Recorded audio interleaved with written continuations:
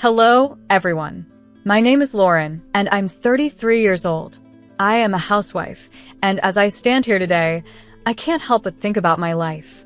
It's like a web, made up of different threads of duty, expectations, and the quiet sacrifices made by the people we love. My story isn't just about me. It's also about my father. He was a kind and gentle man who got pulled into the demands of my married life without really realizing it. 6 years ago, life seemed simpler. I lived in a small, cozy house on the edge of the city with my husband, Jack, and his mother, Cheryl. You might think this sounds like a happy family setup, but there was a problem. My place in that house came with an unspoken rule. My father had to pay for everything. Every month, he quietly took care of all our bills. He never complained or showed any discomfort, but I could see how hard it was for him. Living with Jack and Cheryl wasn't easy. It was like walking on a tightrope. Cheryl, with her strong personality and sharp words, never hid what she expected. She would often say, "It's better this way, Lauren. Your father can afford it, and it keeps the family comfortable." Her tone always made it clear that this wasn't really a request, but more like an order. As for Jack, he didn't say much. He just stood by, letting things happen. His silence was loud, almost as if he agreed with everything that was going on without needing to say it. Even though it was tough, I loved Jack and believed in the commitments I made when we got married. That's what kept me there, in that house, hoping things would somehow get better. Every day, I wished for a change. I wanted a sign that things could be different, that we could be a real family, one bound by love, not money. But deep down, I knew that I was holding on to a dream that wasn't real. It was a fantasy, and it was slowly being crushed by the weight of unspoken rules and fake smiles. Now, as I sit here thinking about those years, I realize how much they shaped me. They taught me about being strong, about the bittersweet truths of love and family. But the hardest part of my life was still ahead of me. It all began with a phone call that changed everything. The day my father died was the day my world fell apart. I remember every detail like it happened yesterday. The phone call was urgent, and I rushed to the hospital. The halls there were cold and empty, as if they were grieving with me. My father had suffered a sudden heart attack, and even though the doctors tried, he was gone before I had the chance to say goodbye. In the days after his death, I was surrounded by deep grief. I didn't just lose my father. I lost the very foundation of my life. He had been my rock, the quiet strength that helped me through every hard moment. Without him, I felt lost. Everything changed after that. My father had always been there for me, and now he was gone. I wasn't just mourning him, but also the safety and stability he had provided. It was like my entire world had shifted, and I wasn't sure how to go on without him. I felt lost, like I was drifting through a sea of emotions that I couldn't control. During this difficult time, I received a call from my father's lawyer. He asked me to come to his office to talk about my father's will. It felt strange to think about something like a will when I was still grieving. When I arrived at the lawyer's office, everything seemed cold and organized, the complete opposite of how I felt. I sat there in silence as the lawyer explained what my father had left for me, his only child. He told me that my father had left me $80 million and a beautiful house in one of the best neighborhoods in the city. The amount of money was so large that it didn't seem real. I could hardly believe it. A part of me even wished there had been some kind of mistake. I went home feeling the heavy weight of this inheritance on my shoulders. As soon as I stepped through the door, I noticed that something had changed. Cheryl, my mother-in-law, who usually looked at me with cold, calculating eyes, now had a different look, one of greed. She cornered me in the living room, her voice dripping with fake sympathy. "Lauren," she started, but soon her tone changed, becoming firm and demanding. "You need to transfer the $80 million to my account and give the house to Jack. It's what's best for the family." Her demand hung in the air like a dark cloud. I was still struggling with the pain of losing my father, and now my mother-in-law wasn't offering me any comfort or support. Instead, she saw this moment as a chance to take something for herself and her son. I couldn't believe the nerve she had to ask me to give away everything my father had left me. In that moment, I realized that their kindness had never been real. It had only lasted as long as my father could provide for us. "I can't do that, Cheryl," I said, my voice sounding stronger than I felt inside. "That money and the house were my father's final gift to me. I won't let anyone take that from me." Cheryl's face twisted in shock, and then her expression turned to rage. She stepped closer to me, her voice now a threatening whisper. "You will regret this decision, Lauren. I promise you that." As I stood there, refusing to give in to her, the house suddenly felt smaller. The walls seemed to close in on me, and I could feel that a storm was coming. I had stood up to Cheryl for the first time, but I didn't know what the cost would be. I knew that my life was about to be turned upside down, and I braced myself for whatever would come next. The fallout from my decision was quick and harsh. In just a few days, the home I shared with Jack and Cheryl became a battlefield. The air was thick with hostility, and the silence between us was full of accusations. Jack, the man I had once loved and trusted, now looked at me with confusion and resentment. He seemed torn between his mother's manipulations and the life we had built together. Things reached their breaking point one cold morning when Jack handed me divorce papers. His hands were steady, but he couldn't meet my eyes. "Lauren, this is how it has to be," he mumbled, almost like he was talking to himself. His words felt like a dagger to my heart, already bruised from everything I had been through. I couldn't believe it had come to this, but deep down, I knew that this was the price I had to pay for standing up for myself. I realized in that moment that I wasn't just losing a husband. I was being thrown away because I no longer fit into the life they had planned for me. With a trembling hand, I signed the divorce papers. My signature was more than just ink on paper. It marked the end of one chapter of my life and the start of a new, uncertain one. As I packed my things to leave, Cheryl stood in the doorway, watching me with a satisfied smirk on her face. She couldn't hide the cruelty in her voice when she said, "You brought this on yourself." Her words stung, but I didn't respond. I just kept packing, knowing I was leaving behind a life where I was never really valued. Once the divorce was finalized, and I was officially on my own, I moved into the home my father had left me. It was a beautiful, large estate, very different from the small house I had just been pushed out of. Alone in this big house, with its long hallways and empty rooms, I struggled to find any sense of normalcy. The silence felt overwhelming at times, but I reminded myself that this was my new beginning, even if it felt strange and lonely. But life wasn't done throwing challenges at me. Not long after I moved in, I learned that Jack had been in a bad accident at work. He was a security guard and something went wrong, leaving him with a broken leg. He couldn't work anymore. The irony didn't escape me. He had once been strong and confident, but now he was out of a job and helpless.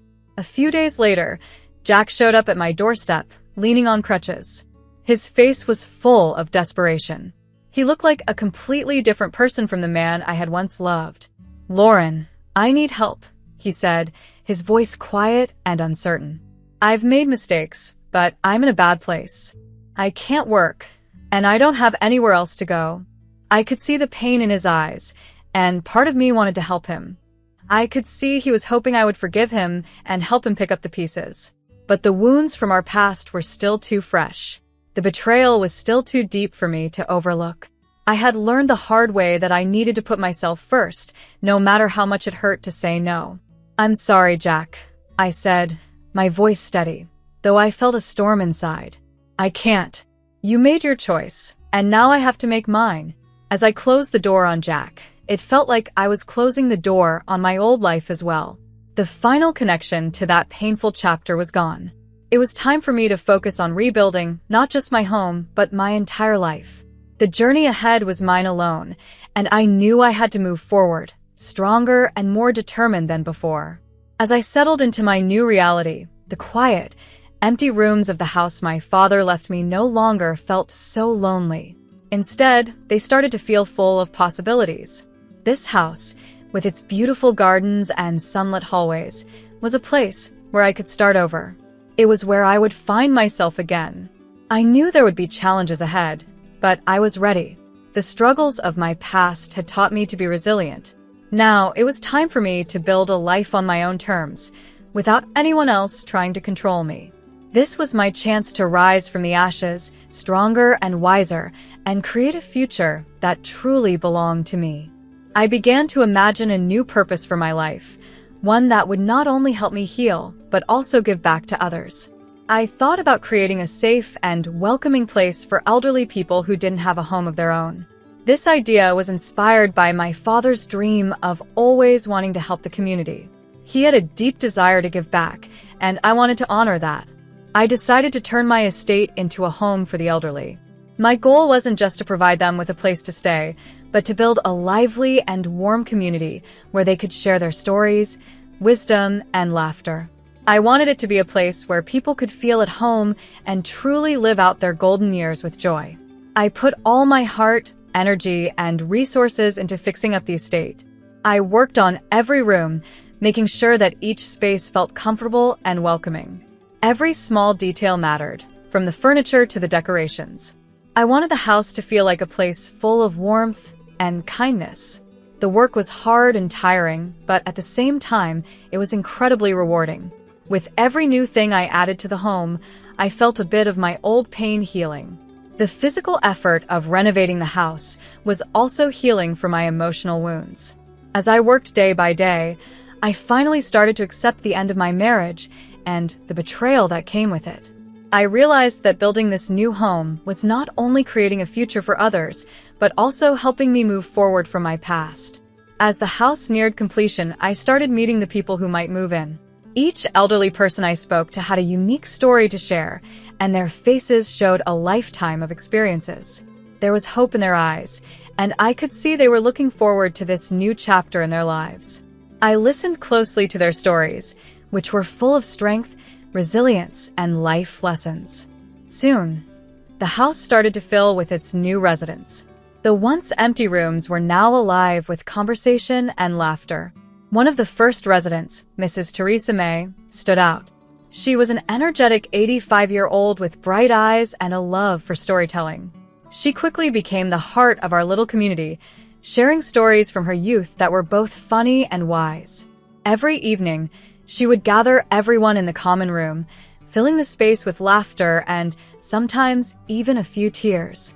One evening, while we were watching the sunset from the porch, Mrs. May turned to me and said, "It's all about making the most of every day, dear." Her words hit me deeply, reminding me that time is precious and it's important to live every moment fully. In this new life, I found joy in the simple things. We shared meals together, celebrated birthdays, and spent time just listening to each other. The house was no longer just a building. It had become a living, breathing community. The people who lived there had created a home filled with love and connection, woven together by the shared experiences of their lives. In this vibrant community, I rediscovered myself. I was no longer tied down by the pain of my past, but instead, I embraced the future with hope. I was ready for whatever came next. My father's dream had come true, not just in the home itself, but in the community it had nurtured. By fulfilling this dream, I found healing, happiness, and a renewed sense of purpose in life. I had found a new purpose in life, and with it came a deep sense of peace. The simple act of helping others had given me a fresh start, and for the first time in years, I felt truly at home. As the seasons changed, so did my heart. The home for the elderly blossomed under my care, and with each passing day, I felt more joy and love surrounding me. My heart grew fuller with every laugh, every smile, and every story shared by the people who now lived there.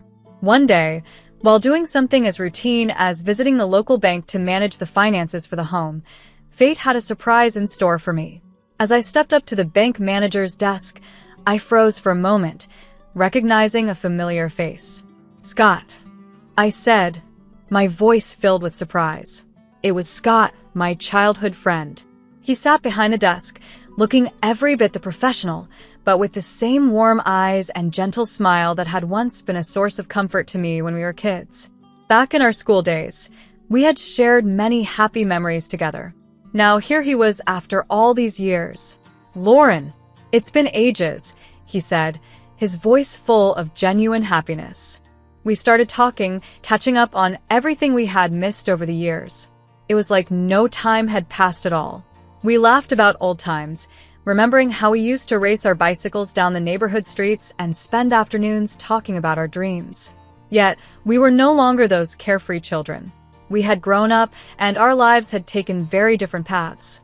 As time went on, our meetings at the bank became more frequent. Every time we met, our connection grew stronger. It wasn't long before Scott started visiting the home for the elderly, taking an interest in the work I was doing. His visits meant so much to me. He wasn't just being polite, he was genuinely interested in the residents, and he brought so much joy and laughter to everyone he met. Scott's calm and steady presence was a breath of fresh air for me. After all the difficult and painful relationships I had been through, it felt good to have someone who was kind, dependable, and caring. He didn't just listen to me. He truly engaged with me and the people in my life. The residents adored him, and he became a regular visitor, always brightening their days. One crisp autumn evening, we took a walk through the gardens of the home, as we often did. The air was cool, and the leaves were starting to change color, painting the ground in shades of orange and gold. As we walked, Scott suddenly stopped and turned to face me. His expression was serious but tender, and I could see that he had something important on his mind. "Lauren," he began, his hands nervously fidgeting with a small box he had pulled from his pocket. "I've seen you bring so much happiness to others, and you've brought so much happiness to me, too. I can't imagine a future without you in it. Will you marry me?" His words took my breath away. It wasn't just the proposal itself that surprised me, but how right it felt. Scott had been a part of my life for so long, first as a friend, and now as something much more. He knew me in a way few people did. He had seen me at my best and my worst, and yet he still wanted to spend the rest of his life with me. With tears in my eyes and a smile on my face, I answered him, "Yes, Scott." At that moment, I realized how far I had come. From heartbreak and loss, I had found not just a new purpose, but also a new love. Scott was a reminder that life can take unexpected turns, and sometimes those turns lead us to exactly where we are meant to be. I replied, my voice steady, but filled with emotion. "Yes, I will marry you." In that moment, my heart felt full. I had found someone who truly saw me, loved me for who I was, and wanted to build a life with me. The simple word, yes, held so much meaning.